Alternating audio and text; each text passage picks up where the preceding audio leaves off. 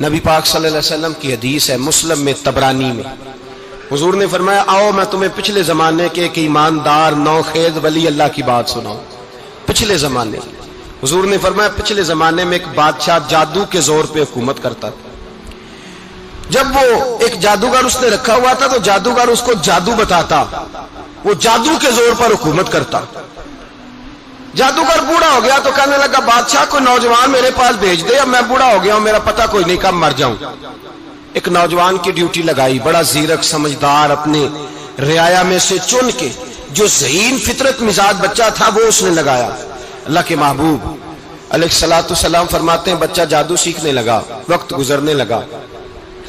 بچہ جب جادو سیکھنے جاتا تو رستے میں ایک راہب بھی تھا جو انجیل جانتا تھا، وہ اللہ اللہ سکھاتا، لوگوں کو حضرت عیسیٰ علیہ السلام کی تعلیمات سے آگاہ کرتا۔ اس نے دیکھا کہ یہاں بھی لوگ اکٹھے ہیں تو وہ بچہ اس راہب کے پاس بھی اٹھنے بیٹھنے لگا۔ اب جب اس کے ساتھ اس کی گفتگو بڑھنے لگی تو اس کو باتوں میں لذت آنے لگی۔ اس نے راہب نے پوچھا کہ تو کون ہے اور کس طرح سے آیا ہے، کیا تیرا معاملہ ہے؟ اس نے کہا جی میں جادو سیکھنے جاتا ہوں، آپ کی باتیں مجھے بڑی اچھی لگتی ہیں۔ اس نے کہا دین سیکھ، جادو سیکھنے والے کافر ہو جاتے ہیں، قرآن و حدیث سیکھنے والوں کو اللہ کامل ایمان عطا فرماتا ہے۔ فرمایا یہ سیکھ۔ بچہ بیٹھنے لگا، اس کے پاس آنے لگا، باتیں دل میں گھر کرنے لگی۔ ایک وقت آیا کہ مسلمان ہو گیا، اور مسلمان کیسے ہوا؟ بچہ کہتا ہے میں تجربہ کر کے ہوا۔ اب میں تھوڑا سا وقت جادوگر کے پاس بھی جاتا اور باقی سارا وقت وہاں بیٹھتا۔ میں ایک دن جا رہا تھا تو رستے میں اژدہا تھا، بہت بڑا سانپ تھا، رستہ روک کے کھڑا تھا۔ یہ حضور نے بیان کی حدیث۔ نبی پاک صلی اللہ علیہ وسلم فرماتے ہیں بچہ کہتا ہے کہ رستے کے اندر سانپ ہے، رستے بند ہے، لوگ چھتوں درختوں پہ چڑھے ہیں، ہراش ہے۔ کہتے چھوٹا سا روڑا میں نے اٹھایا تو میں نے کہا اللہ اگر جادوگر سچا ہے تو اسے مار دے۔ چھوٹا سا روڑا میں نے پھینکا، اژدہا کوئی نہ مرا۔ پھر چھوٹا روڑا اٹھایا، میں نے کہا اللہ اگر وہ عالم سچا ہے تو اسے مار دے۔ اب جب میں نے روڑا مارا تو اژدہا مر گیا۔ میرے اندر سے گواہی آئی نہیں دین کی باتیں سچی ہیں، نہیں قرآن کی باتیں اسلام سمجھانے کے لیے عرض کر رہا ہوں، اگرچہ اس دور میں انجیل تھی۔ اللہ رسول کی باتیں اچھی ہیں۔ کہتے میں مسلمان ہو گیا، اب میں نے راہب کے پاس ہی رہنا شروع کر دیا، جادوگر کے پاس چھوڑ دیا اس بچے نے آنا۔ بادشاہ پوچھتا کہاں زیادہ وقت گزارتے ہو تو وہ بات گول کر دیتا، وقت تیزی سے بڑھنے لگا۔ اللہ نے اس نوجوان میں طاقت پیدا کر دی، اب وہ اس کے اندر نا اللہ نے توانائی روحانیت پیدا کر دی، ابھی جوان ہے، 14-15 سال عمر ہے۔ اللہ نے اب جو بیمار بھی آتا وہ دعا کرتا تو اللہ صحت عطا کر دیتا، جو بھی آتا۔ بادشاہ کا ایک درباری تھا، بادشاہ کو پنکھا جلتا تھا، وہ اندھا ہو گیا، کوئی ایسی تکلیف آئی کہ نابینا ہو گیا، بڑے علاج کرائے شفا نہیں ہوئی۔ کسی نے اس بچے کا پتہ بتایا کانوں میں، اس کے پاس گیا تو بچہ کہنے لگا شفا تو ہو جائے گی پر کلمہ پڑھنا پڑے گا، مسلمان ہونا پڑے گا، جس پیغمبر کا میں غلام ہوں تجھے بھی بننا پڑے گا، دین پہ عمل کرنا پڑے گا، اللہ شفا دیتا ہے۔ اس نے کہا تو مجھے کلمہ پڑھا، مجھے شفا دے، میں تیار ہوں۔ اس نے کہا شفا تو اللہ دیتا ہے۔ اس نے اللہ تبارک و تعالیٰ کا ذکر کر کے دعا مانگی، یہ مسلم شریف میں حدیث ہے، طبرانی میں موجود ہے۔ اللہ نے اسے شفا دی، اس نے کلمہ پڑھنا شروع کر دیا۔ یہاں ایک نقطہ لکھا ہے ہمارے علماء نے، کہتے ہیں جب اللہ ولایت عطا کرتا ہے نا تو یہ سفید بالوں والے کا حصہ نہیں ہوتی۔ اگر جوانی میں کوئی آدمی توبہ کر کے تصوف کے رستے پہ چلتا ہے تو سب سے زیادہ ولایت اللہ اسے عطا فرماتا ہے، سب سے زیادہ ولایت اس کے پاس ہوتی ہے۔ ابھی اس کے بال کالے ہیں، چڑھتی جوانی ہے، دعا کی تو اللہ نے، اور حدیث پاک میں موجود ہے کوڑے آتے تو شفا یاب ہو جاتے، اندھے آتے تو شفا یاب، برس والے آتے تو اللہ سے دے، جوان ہے۔ بادشاہ کے پاس وہ واپس گیا، وہ جو آدمی جس کی آنکھیں ٹھیک ہوئی تھی۔ بادشاہ نے پوچھا کہ کیسے شفا ملی؟ تو کہنے لگا میرے رب نے شفا دی ہے۔ بادشاہ سجدے کراتا تھا، اپنے آپ کو منواتا تھا معاذ اللہ، کہنے لگا میرے علاوہ کون رب ہے؟ اس نے کہا وہی رب ہے جس نے تجھے پیدا کیا ہے، اور وہی رب ہے جس نے مجھے اندھے کو آنکھیں دی ہیں، وہی ہے میرا مالک۔ کہا اچھا تو مجھے نہیں مانتا؟ کہا نہیں میں اپنے رب کو مانتا ہوں۔ بادشاہ نے اسے سزا دی، ستایا، اس نے بچے کا پتہ بتایا، پھر بچے کو بلا کے ستایا تو اس راہب کا پتہ بتایا، راہب بھی قتل ہو گیا، نابینا بھی قتل ہو گیا۔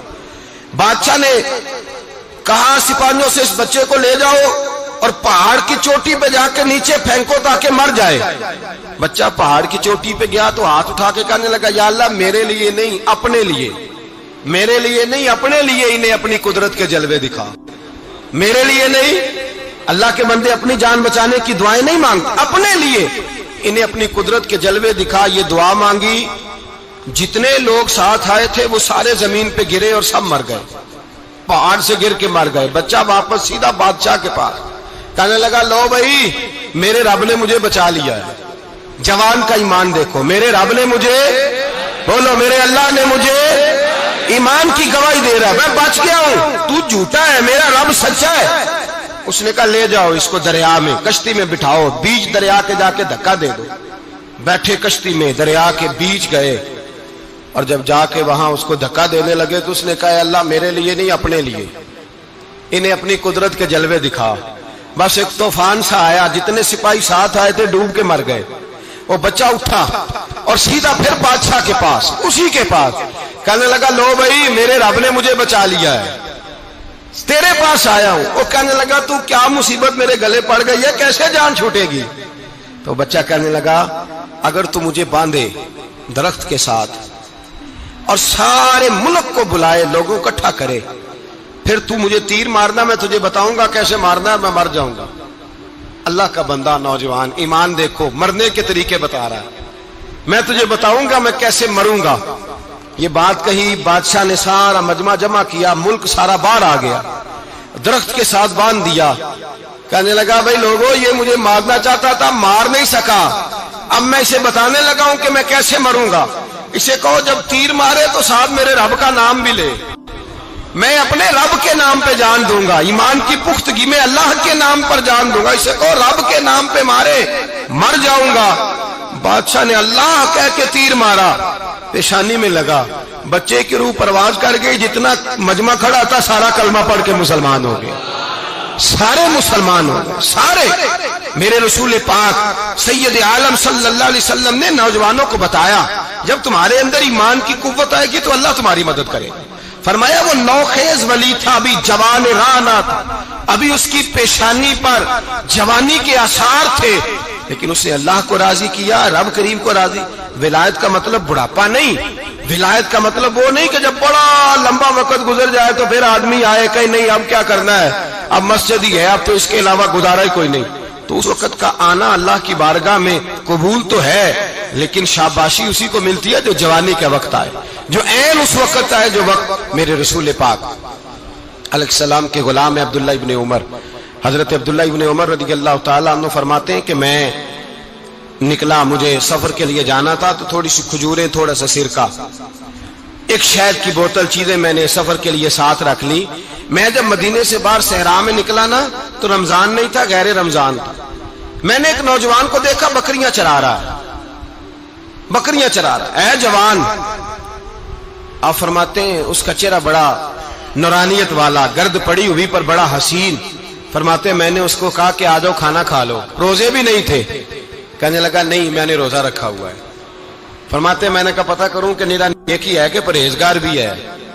نیک وہ ہوتا ہے جو نماز پڑھے روزہ رکھے، پرہیزگار وہ ہوتا ہے جو گناہ سے بچے، وہ پرہیزگار ہوتا ہے. کہا پتہ کروں پرہیزگار بھی ہے کہ نہیں. کہتے میں قریب گیا تو میں نے جا کے اس کو کہا بھائی تیری بکریاں بڑی پیاری ہیں، میرا دل کرتا ہے ایک بکری مجھے دے دو. کہتے وہ جوان، غربت بھی، پریشانی بھی، پر دامان توکل کی یہ خوبی ہے کہ اس پر پابند لگے ہوتے ہیں، دھبے نہیں ہوتے. غربت ہے. کہا جناب ایک بکری دے دو. آنے لگا جناب بکریاں میری نہیں، بکریوں کا مالک کوئی اور ہے.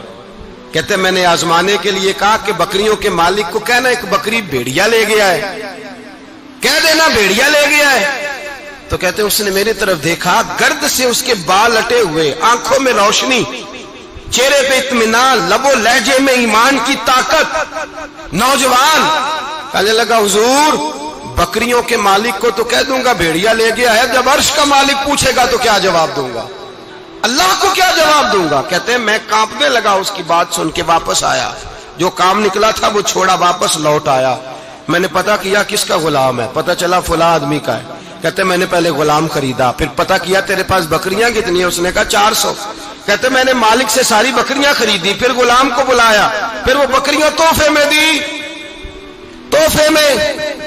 کہنے لگا حضور یہ سارا کچھ مجھے کیسے ملا؟ میں نے کہا تیرا ایمان بڑا پختہ تھا تو میرے رب نے تجھے انعام عطا فرمایا۔